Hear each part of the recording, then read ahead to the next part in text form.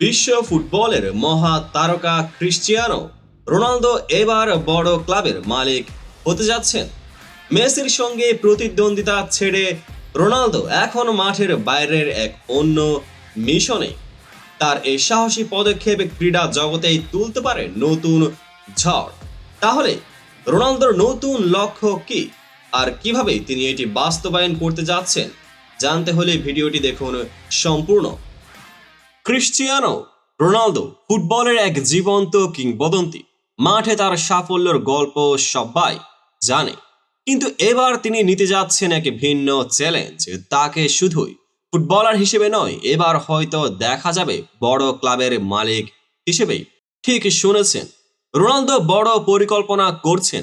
সম্প্রতি রোনালদো বলেন, যদি ম্যানচেস্টার ইউনাইটেডের মালিক হয় তবে ক্লাবের সমস্যার সমাধান বের করে ফেলবো, কিন্তু আমার বয়স এখনো অনেক কম, সামনে অনেক পরিকল্পনা আছে, কিন্তু একটা বড় ক্লাবের মালিক হবই।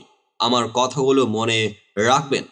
রোনালদো সবসময় বলেছেন ফুটবলের প্রতি তার ভালোবাসা সীমাহীন, কিন্তু এখন তার লক্ষ্য নতুন প্রজন্মকে সুযোগ দেওয়া এবং একটি বড় ক্লাবের মাধ্যমে ফুটবলে নিজের উত্তরাধিকার গড়ে তোলা। কিন্তু প্রশ্ন হলো, কোন ক্লাবটি কিনতে যাচ্ছেন তিনি? ইউরোপের কোনো বিখ্যাত ক্লাব নাকি নতুন উদীয়মান কোনো দল? একটি বড় ক্লাব কেনা সহজ নয়। প্রশ্ন হলো, রোনালদো এই পদক্ষেপে সফল হবেন আর ফুটবল জগতে কেমন প্রতিক্রিয়া দেখাবে? আপনার মতে রোনালদো কোন ক্লাবটি কিনবেন কমেন্টে জানান, এবং এমন আরো উত্তেজনাপূর্ণ কন্টেন্ট পেতে সাবস্ক্রাইব করুন আমাদের চ্যানেলটিকে, পেজটিকে ফলো করে পাশে থাকুন যাতে পরবর্তী ভিডিওর সকল আপডেট সরাসরি পেয়ে যান।